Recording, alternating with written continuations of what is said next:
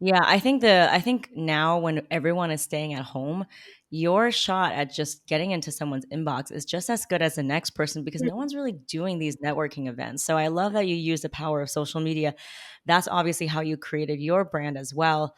I love what you said about using LinkedIn and Twitter. And another thing is from the times that you've pitched, obviously you've gotten so much better because every time you pitch, you're improving. What have you learned about the DM or the email, whether it's subject line or whether it's formatting or spacing or timing? Can you give us some hacks or tips that's really worked for you? Yeah, I think the subject line, especially if you're on emails, it's super important. Being able to capture that attention.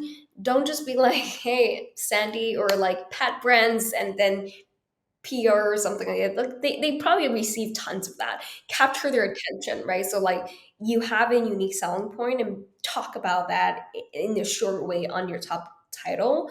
And my opening line would always be like kind of give myself a credential, and also I immediately jump to how I get to know their project.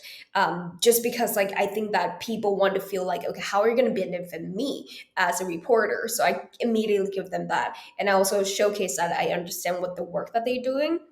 And then later on I go and list out okay what I do and kind of make it easy for them to see how can they formulate a story based off of like the topic that I already talk about. So that's kind of my strategies, and also keeping it short and sweet is like my method. No one really read like super long email anymore.